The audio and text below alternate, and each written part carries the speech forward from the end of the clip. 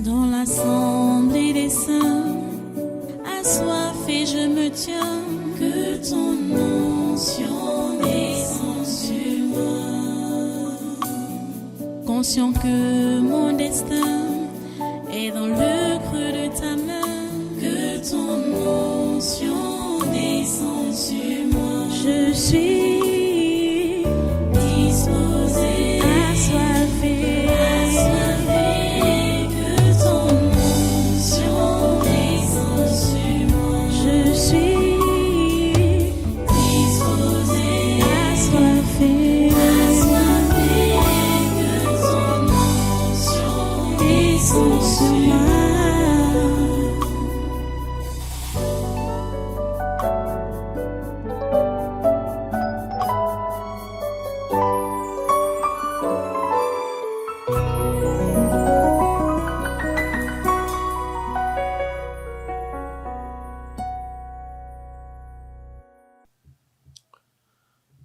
Alléluia. Voilà, j'ai dit de rester debout. Reste debout donc. Reste debout et nous allons prendre notre passage biblique pour l'enseignement de ce matin. Prends ta Bible. Et ouvre, moi j'ai déjà ouvert, hein. Ouvre aussi dans 1 Pierre, chapitre 4. 1 Pierre, chapitre 4. Du verset 14 au verset 19. 1 Pierre chapitre 4, du verset 14 au verset 19. Voilà, nous lisons.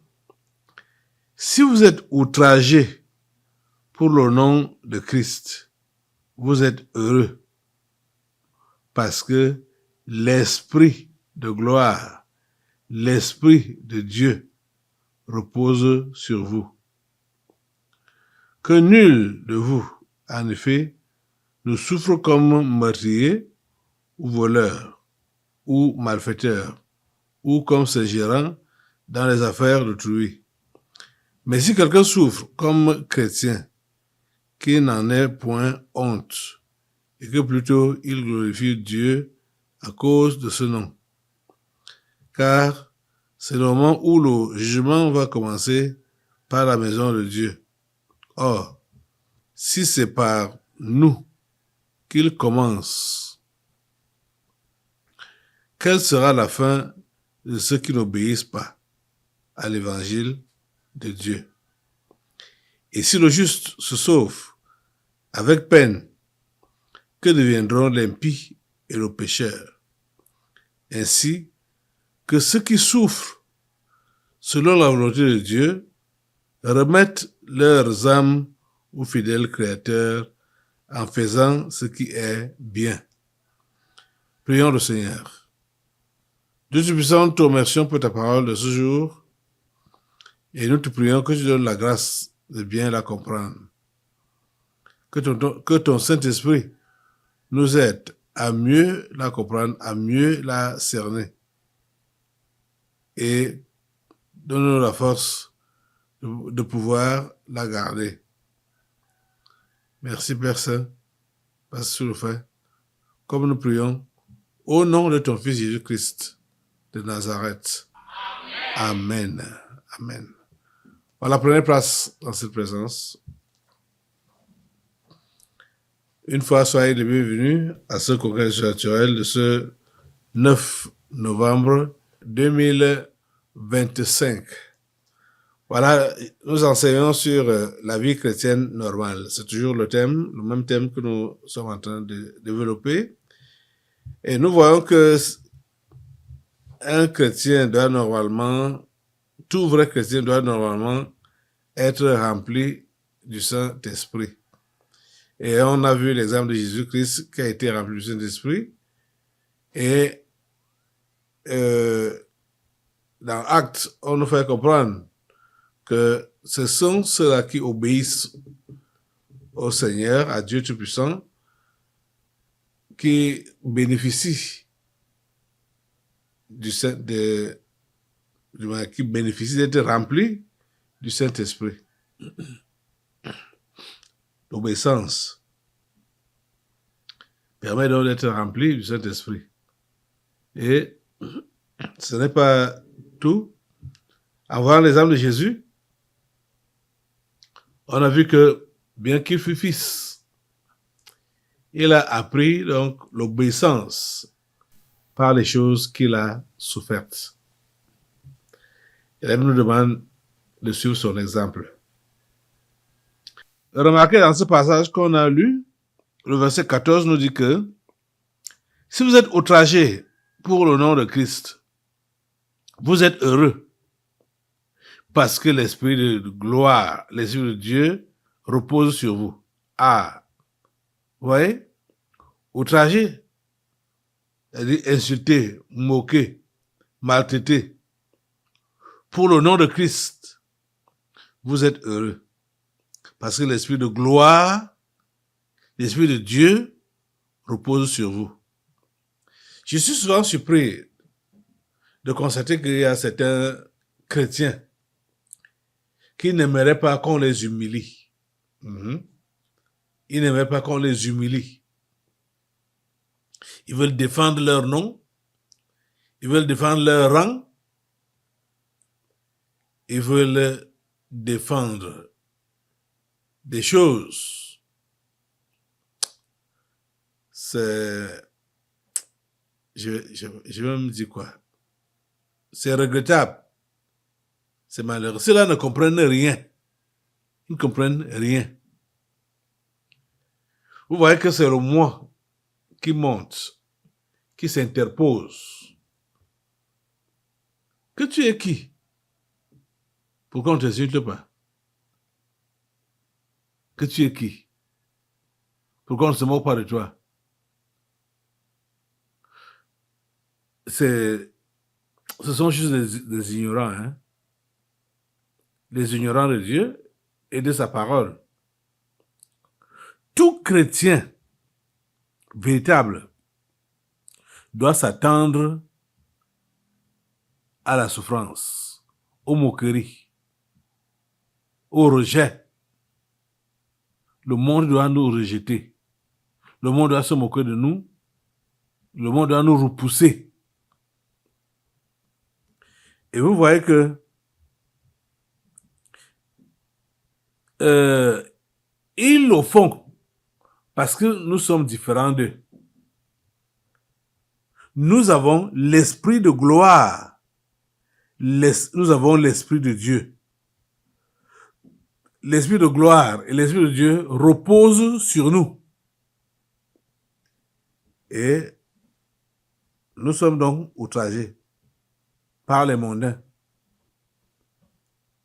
Vous voyez ça? Nous sommes outragés. Vous avez vu qu'on outrage quel religieux là-bas dehors? Non.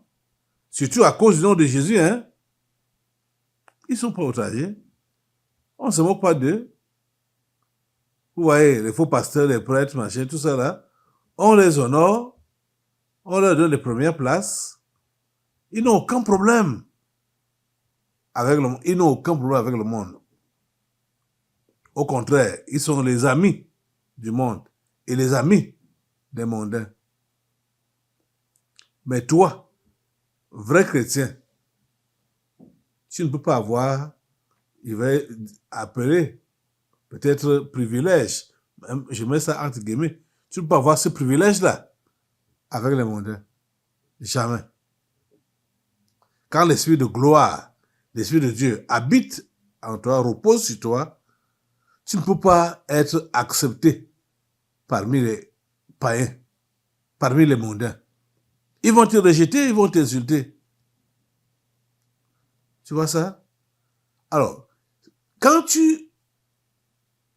pour toi, tu préfères que le monde t'accepte, que le monde t'accueille, ça veut dire quoi? L'Esprit de Dieu ne repose pas sur toi. L'Esprit de gloire ne repose pas sur toi. Quand tu acceptes d'être accueilli, ou tu désires d'être accueilli, et tu es content d'être accueilli, accepté par le monde, l'Esprit de gloire, l'Esprit de Dieu ne peut pas reposer sur toi. C'est impossible. Parce que tu deviens mondain comme eux. Quand vous allez constater que les mondains commencent à vous apprécier, alors que auparavant, ils se moquaient de vous, ils vous rejetaient, ils vous insultaient, mais maintenant, ils commencent à vous accepter, à vous apprécier, alors qu'ils ne se sont pas convertis. Tu dois comprendre que c'est toi qui as rétrogradé. Parce que le monde ne doit pas t'apprécier si tu es véritablement affermi dans la foi. Il ne va pas t'apprécier. Faire n'importe comment. J'ai dit que cet homme-là, cette femme-là, ne va jamais t'apprécier. Parce que l'Esprit de gloire, l'Esprit de Dieu repose sur toi. Vous savez que quand on rétrograde, le Saint-Esprit se retire de nous. Hein? Il n'est plus là. Il n'est plus là. Donc on devient mondain comme tout le monde, comme tous les mondains. Vous voyez ça? Donc, vous autres qui cherchez donc d'être bien vus parmi les mondains, vous comprenez que vous êtes, si vous étiez même rempli de l'esprit, vous êtes en train de le vider de vous.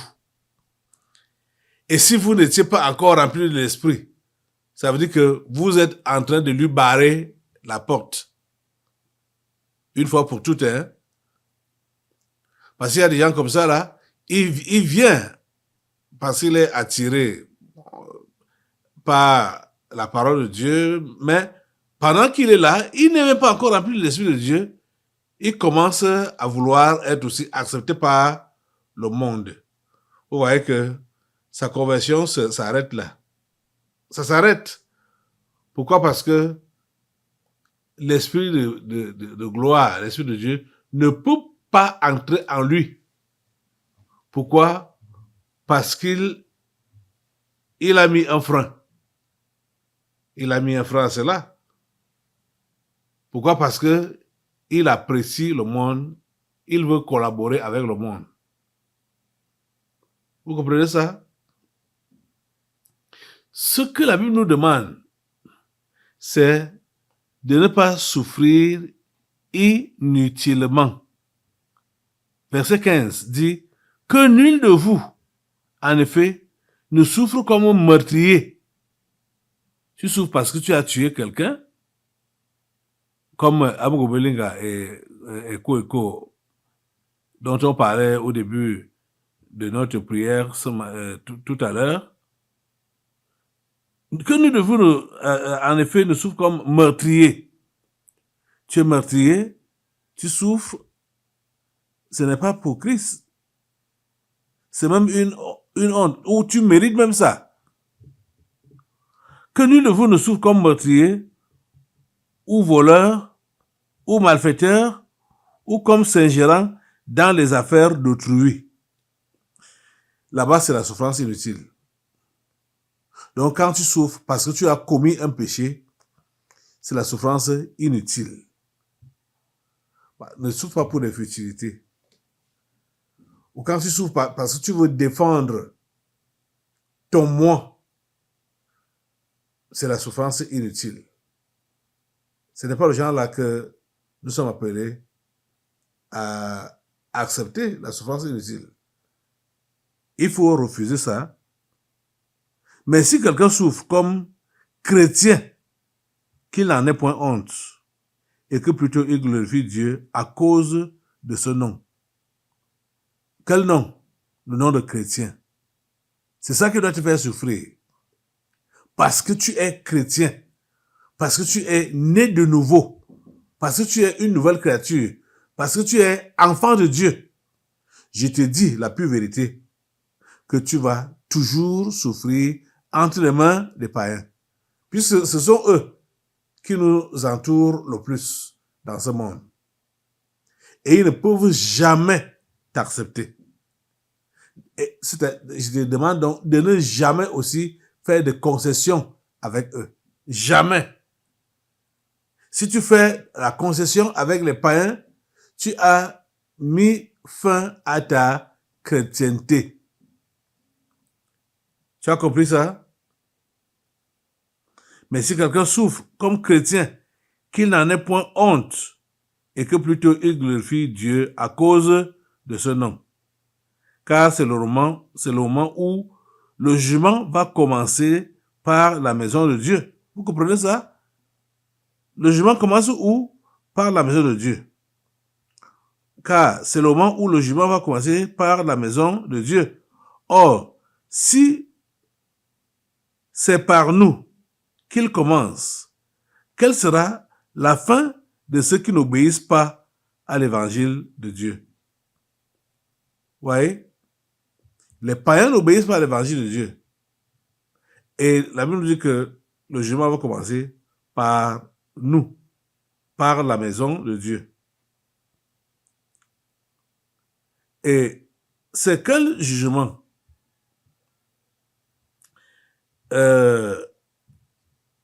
Vous devez vous rappeler depuis le début. C'est-à-dire toutes les séances qu'on a eues ici, les jeudis et les dimanches. Je n'ai cessé de vous faire comprendre que la vraie chrétienté demande qu'on soit obéissant à la parole de Dieu. Et quand on est obéissant à la parole de Dieu, c'est là que Dieu est disponible de nous donner son esprit. On va recevoir son esprit. On va recevoir le baptême dans le Saint-Esprit. Vous voyez donc que ici, on rappelle que ceux qui n'obéissent pas à l'évangile de Dieu seront jugés sévèrement. Leur fin sera terrible. Ceux qui n'obéissent pas à l'évangile de Dieu. Je vais te poser une question aujourd'hui. Est-ce que tu es donc parmi ceux-là qui n'obéissent pas à l'évangile de Dieu? L'évangile de Dieu, c'est quoi? C'est la bonne nouvelle de Jésus-Christ. La bonne nouvelle de Jésus-Christ, c'est quoi? Ce sont ses enseignements qu'il nous a donnés et que nous sommes en train de voir, comme nous voyons cet aspect que pour que l'Esprit de Dieu nous soit donné, il faut qu'on soit obéissant à la parole de Dieu. Donc au conseil de Dieu, aux instructions de Dieu. Tout ce que Jésus-Christ a enseigné, il aimerait nous voir mettre ça en pratique. C'est là que son esprit va demeurer avec nous. Tout le temps, son esprit sera avec nous. Parce que nous sommes appelés à témoigner de lui. Vous voyez? Et c'est son esprit qui habite en nous, qui nous donne cette force de pouvoir témoigner de Jésus et que notre témoignage puisse passer auprès des païens. Vous comprenez ça? Sans l'Esprit de Dieu, ton témoignage ne peut pas avoir de l'effet chez les païens. Ça ne peut pas avoir l'effet. Si l'Esprit de Dieu n'est pas là, si tu ne parles pas par l'Esprit, vous allez remarquer que quand vous lisez les Actes des Apôtres, chaque fois qu'un apôtre se levait pour prendre la parole, on nous dit, tel apôtre rempli de l'esprit prit la parole et dit ceci ou dit cela. Ils étaient toujours, le Saint-Esprit les remplissait d'abord avant qu'ils ne prennent la parole. Oui. Ça veut dire quoi? Ça veut dire que tout ce qu'ils enseignaient ou tout ce qu'ils disaient, c'était l'Esprit de Dieu qui parlait en eux. Et vous voyez donc que les écrits, comme ce que je lis là, ce qu'on lit aujourd'hui, la première épître de Pierre. Il a écrit ça sous l'inspiration de l'Esprit, donc rempli de l'Esprit. Et il a écrit cette lettre que nous lisons aujourd'hui. Donc en fait, c'est un peu comme on le voit et on le dit. Donc, allons dans 2 Timothée, chapitre 3, verset 16, qui nous dit « Toute écriture est inspirée de Dieu et utile pour enseigner, pour convaincre, pour corriger, pour instruire dans la justice. » Toute écriture est inspirée de Dieu et utile pour enseigner, pour convaincre, pour corriger, pour instruire dans la justice. Donc tous ces gens qui ont parlé ou qui ont écrit depuis Moïse jusqu'à Jean ou Pierre, jusqu'à ce dernier, Jean était le dernier apôtre, ils ont été inspirés. Quand on dit inspirés, ça veut dire qu'ils ont parlé par l'esprit. Vous comprenez? Vous avez déjà entendu les gens vous dire qui a écrit la Bible. N'est-ce pas, ce sont les hommes qui ont écrit ça. N'est-ce pas, ce sont les hommes qui ont écrit ça. C'est les hommes qui ont écrit. Mais en réalité, ce ne sont pas les hommes. Ces hommes-là avaient l'Esprit de Dieu en eux. Et si on peut donc voir clairement, ce ne sont pas ces hommes-là qui ont écrit, c'est l'Esprit de Dieu qui a écrit la Bible. Donc l'auteur de la Bible, c'est le Saint-Esprit. Vous comprenez? L'auteur des Saintes Écritures, c'est le Saint-Esprit.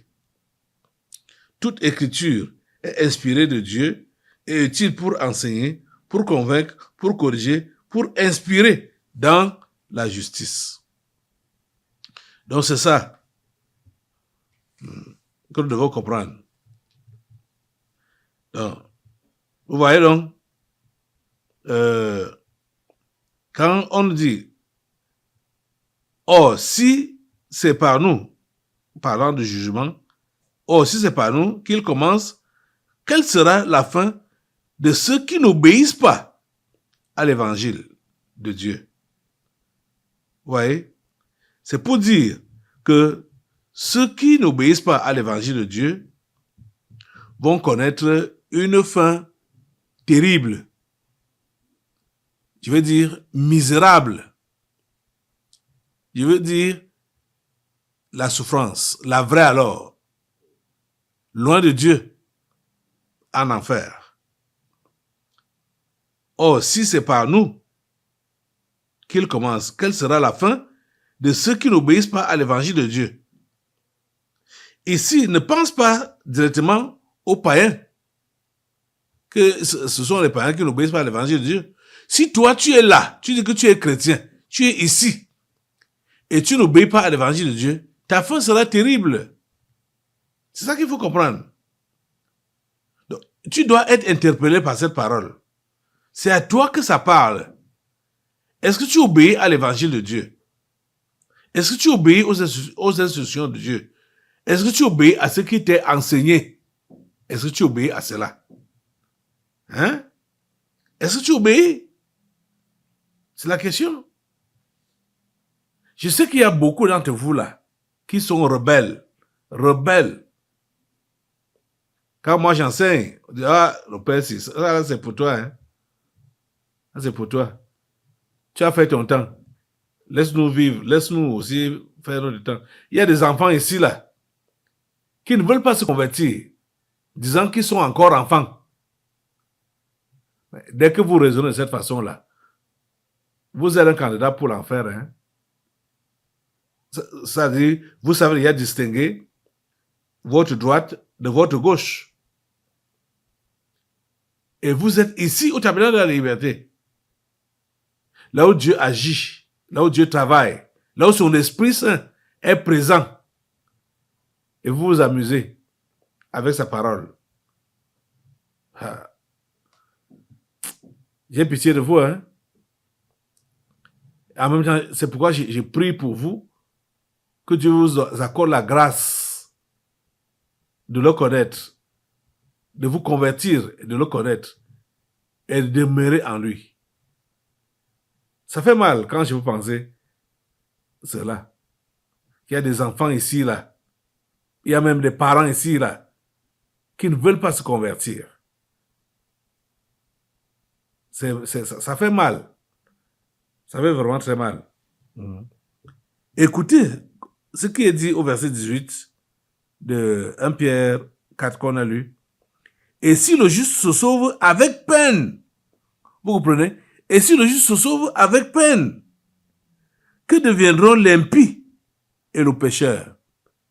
Vous savez que quand vous êtes au milieu de la parole, de la bonne parole, comme vous êtes là, depuis des années ou des mois que vous venez ici là, on dit que si le juste se sauve avec peine, que deviendront l'impie et le pécheur? Si tu es là, depuis là, malgré qu'on enseigne, tu ne te convertis pas, tu es un impie. Tu es un impie. Comprenez? Et tu es un pécheur. Ainsi que ceux qui souffrent selon la volonté de Dieu remettent leurs âmes au fidèle Créateur en faisant ce qui est bien. Et voilà encore le conseil qui est donné. Même s'il t'arrive de souffrir parce que tu es chrétien, et il va t'arriver de souffrir parce que tu es chrétien, tu ne dois pas, selon la vraie souffrance, selon la volonté de Dieu, pas la souffrance inutile. Que ceux qui souffrent selon la volonté de Dieu remettent leurs âmes au fidèle Créateur. Chrétien véritable, tu dois remettre ton âme au fidèle Créateur. Et en souffrant, tu ne vas pas dire que tu vas rembourser, mais en faisant ce qui est bien. Toi, tu vas continuer à faire ce qui est bien. Comprenez? Voilà ça. Tu ne rembourses pas. Tu ne te venges pas. Tu remets ton âme au Seigneur, celui qui t'a créé et qui t'a sauvé par son Fils Jésus-Christ. Tu lui remets ton âme. Ta vie lui appartient. Ta vie est à lui entièrement. Et tu acceptes tout ce que l'homme peut te faire. Que ta volonté soit faite dans ma vie comme au ciel. Vous voyez, le chrétien n'a rien à réclamer. Le chrétien n'a rien à revendiquer. Le bon chrétien, le vrai, il n'a rien à revendiquer. Et c'est là que c'est affirmé réellement que l'Esprit de Dieu repose sur lui. Si tu lèves les mains chaque fois que tu es insulté, chaque fois que tu es maltraité ou méprisé, tu dis merci Seigneur, que ta volonté soit faite dans ma vie. Merci pour ce traitement qu'on m'a réservé. Merci pour ces injures. Merci pour tout ce que je subis maintenant. Que ta volonté soit faite dans ma vie. C'est comme ça que le vrai chrétien doit se comporter. Pas vouloir se venger ou revendiquer. Il dit, quel que soit ce que tu es ou ce que tu peux être dans la société, en tant que vrai chrétien, quand les gens, les pécheurs vont t'humilier, ne revendique pas, ne te venge pas. Tu vas donc maintenir l'Esprit de Dieu sur toi avec ce genre de comportement-là. J'espère que tu as bien compris. Lève-toi, on va prier le Seigneur. Dieu Tout-Puissant, je te remercie pour tes enfants que voici. Je prie que tu leur donnes la grâce de pouvoir assimiler la leçon et d'être vraiment des exemples dans leur société. Cette société qui est remplie des impies et des pécheurs. Mais tu nous permets d'être là comme des lampes qui brillent, la lumière qui brille, permet que ceux-ci puissent briller dans leur milieu respectif. C'est au nom puissant de Jésus-Christ de Nazareth que je t'ai prié. Amen.